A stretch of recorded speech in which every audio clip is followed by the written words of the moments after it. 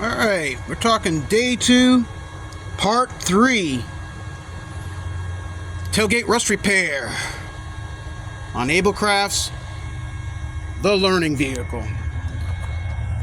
So I'm finishing up now with what I would term the cut and butt.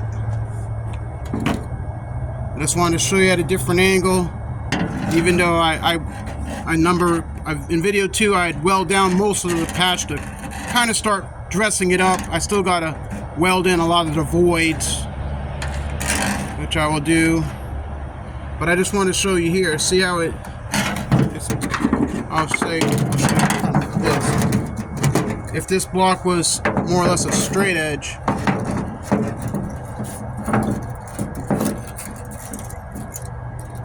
the panel is flush going across here. And actually I have better straight edges. It's sitting right over there in the corner, but I can't get it at the moment. But anyway, and then how the panel is sticking, a little bit higher. So what I would do is ultimately come in here with my welder, which I will do when I put the camera on the stand, which I can't show from this angle. I'm sorry, with the grinder. Whew. Let's see if I can get this one handed.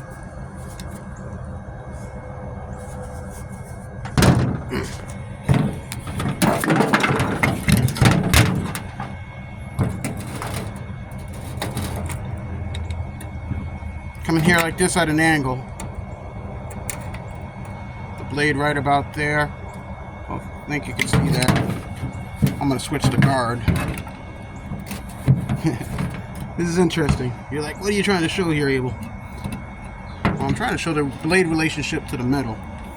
That's what I'm attempting to do here. Alright, so let's put it at this angle. So I come in there and I cut like that. And see it? That's where the blade looking like. You're looking at that type of angle right there. And you just roll down the line. Cutting. And then you get to a certain point when you're like that, you can go ahead and go straight down. Like so. And then that metal will just fall in. Okay? Which I'll be doing a live time in 1 minute when I get this camera set on the stand. So that's it. That's like the crawl. I'm gonna call it the crawl stage and the walk. I crawled you through and I walked you through it, and then all these other videos have been showing you to run. But that's what, if you can picture that, that's what I'm looking at. And then as you can see, I'll take my straight edge later on and show you how it's actually nice and flat going all the way through. And it just, to me, it's a better appearance. You can have a lap weld and it will clearly be a welded material to the surface. But I kind of like it aligned in there, and I've been really practicing a butt weld like I did down here. This was I had a hole down here, and you can see how the patch is butt welded in. A little bit of heat, so there is a low spot, but a little Bondo fill will pick that up a little bit, and I'll be happy with that. Even if I had lap welded, then it would have been just straight and flush. So that was like a practice of a practice. But I do this stuff real time, and I attempted to show you real time. The only way you get good about anything is just practicing, right? I'm not a professional producer, director. I am everything. So that's why I show you guys. I ain't practicing off camera. I'm doing it real time so you guys can see all my mistakes and hopefully learn from them, and maybe add to your own in the comments on how you would do it. And better yet, post a link so we can comment on you. How's that? And also, I'll just give you an overview of my welder. So this is that titanium easy flux 125 flux core welder. I moved the heat up, meaning I moved voltage settings to C. I want to get more direct penetration when I get that angle, the welding tip in there at an angle, and the voltage is at, say, about a 2. Well, I'm sorry, wire speed's at a 2. And here's some typical recommendations from the manufacturer using 0.030 wire, which I'm using a Vulcan wire, which is that stuff. It's not comes with the unit. It actually comes, you buy that, you know, extra, which is typically bought at Harbor Freight, and it just shows the different gauges you can have. It's suggested gauges of 18, 16, and so on. Metal wire, the metal thickness is about between a 16 and 18. I'm thinking here, and it goes and it talks about duty cycle and rate, and that's all that is in the manual. For those who like to read manuals. All right, so I'm gonna get you set up. I'm gonna get some film in here, and there's a lot of this stuff too. If you guys ever wanted to know, I put all the tools I use in the description. I write all the tools and that I can remember, and then there's a question on something, I'll add to that description of everything that I use to get these repair jobs done, to do what I got to do here.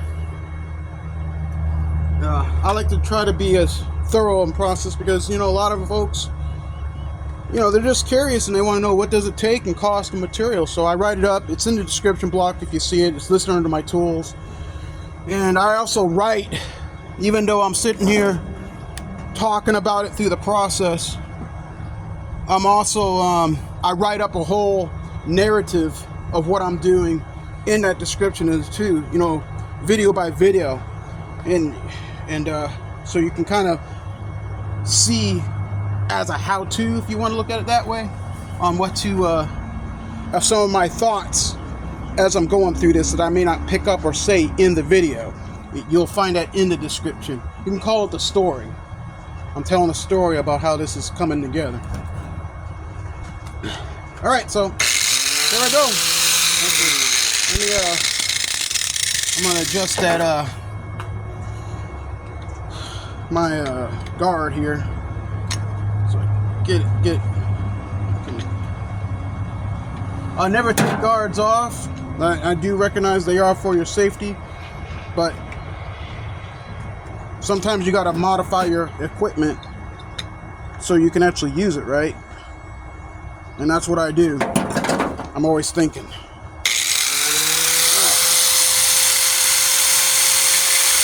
So here I go. Just like I demonstrated in the crawl.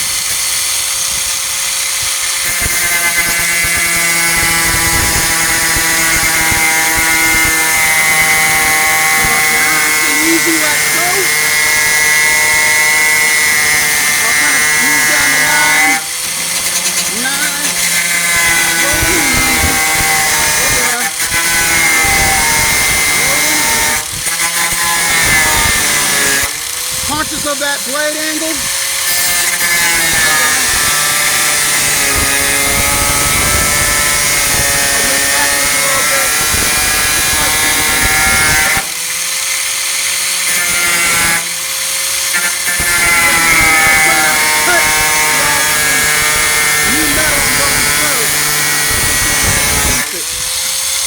Nice and easy.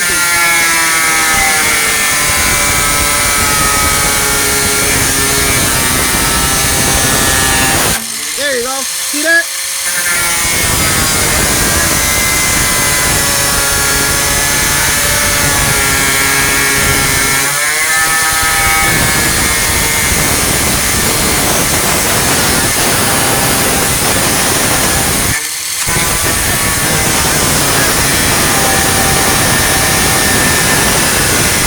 That is the best angle I think I've done yet. Yeah. Man, that's really cool. So smooth and smooth as fast, as an old friend used to say. And I'm gonna take you off the mount to show you what I'm talking about. Okay. So to accommodate for the width of the blade, that's why you go at a 45-degree angle, because if you went vertical, like say this is your blade. Yeah, I know this is my where's the thing here.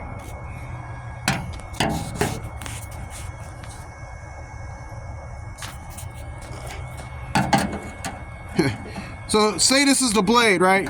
You come in at an angle like so, but if you went straight down, you're going to get a massive width. It's going to be a big old width between here and here. So you got to accommodate for the blade going in at an angle. And then as you weld, it just falls. It'll fall right on in, see? Yeah, it falls right on in. With a little bit of pressure there, it'll fall in flush.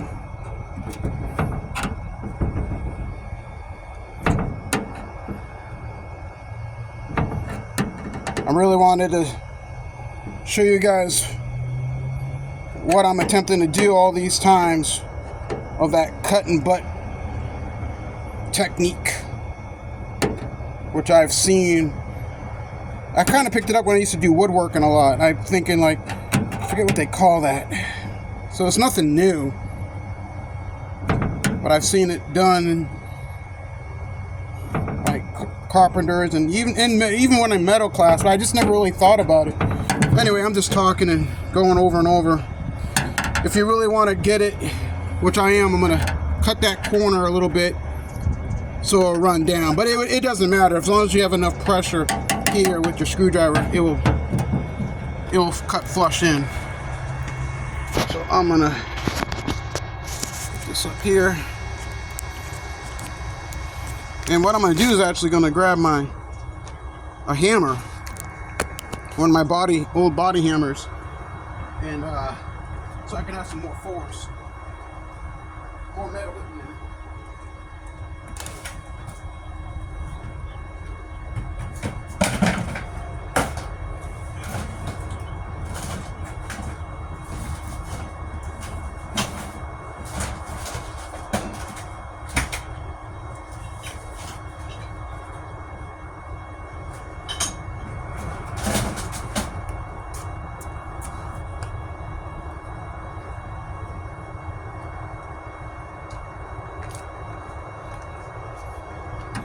Well, it's not exactly a body hammer. It's an old hammer I found on the side of the road, but I'll have more force action as I push this down versus the screwdriver.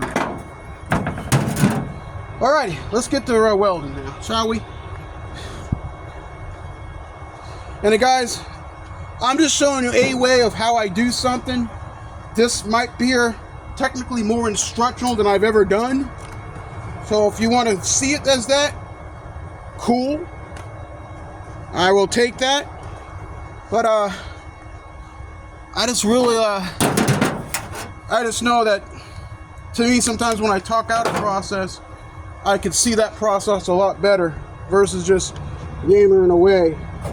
So I try to slow it down. Okay, so with that hammer, right, I'm really putting some pressure. Let me move this here a little bit.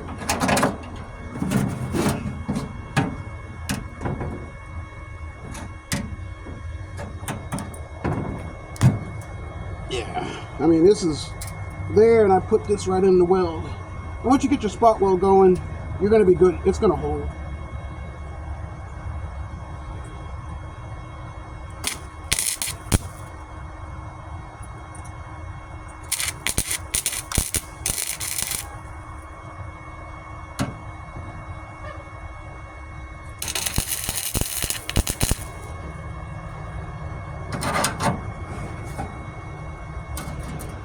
Fortunately,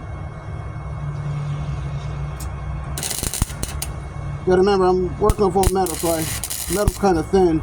Might have to cut down the heat a little bit. And I blew a little hole here. That's okay. I can fix that. See, I'll weld it up here so you see what I'm doing. Or maybe that will help you.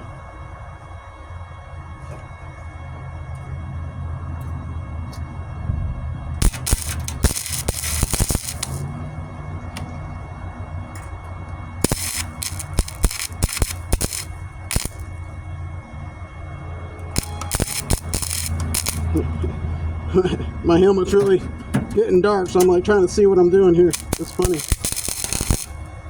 Helmet works really good, huh?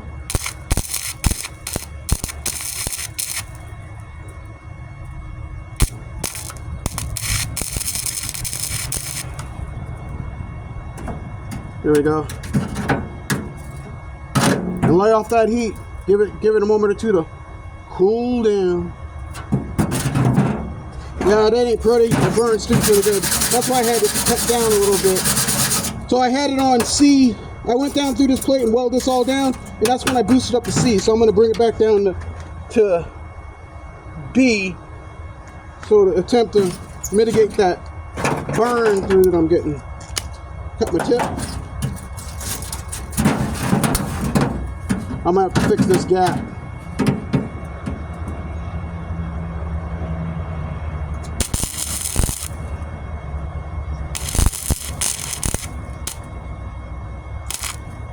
Oh yeah, I got a massive gap.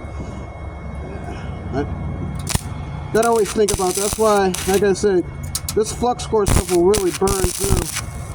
So I'm gonna have to weld this gap shut.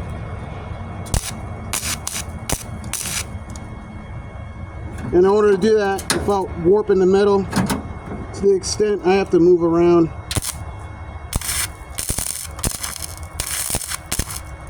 And how I do that, I just kind of like tack back and forth.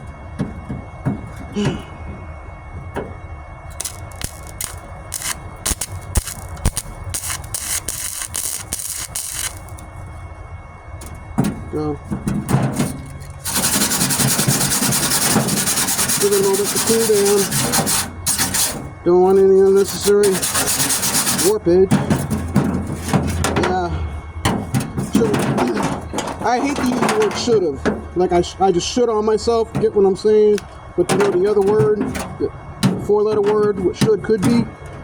So this is a learning experience for me. I was burning through on C, working in the darkness. So now I'm gonna have to really close up that gap. And I'm gonna bring the welder all the way down to A, just so I can create a little bit of a puddle to close this up. Because I'm not gonna cut with a piece of metal to fill in that hole. So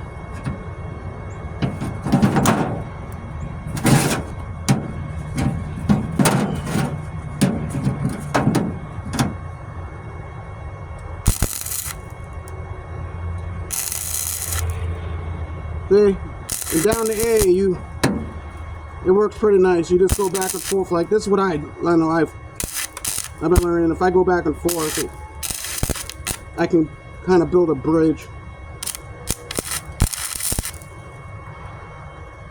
You got to work in the puddle though, if that makes any sense. So right when it's still red, you just got to keep going until you bridge that gap. And again, guys, I'm not using any terms of what you call that. I'm just sharing all my experience. Close the gap. And then give it a moment because this stuff gets hard.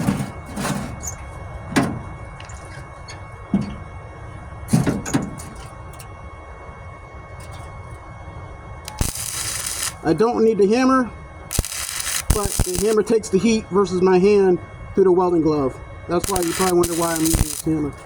Then it goes back and forth, see? And it sort of gaps itself. That's electricity gapping each other. That's really cool. And that closes up that hole. And yes, it's not pretty. No, it's not. But that's what a wheel grinder does. Then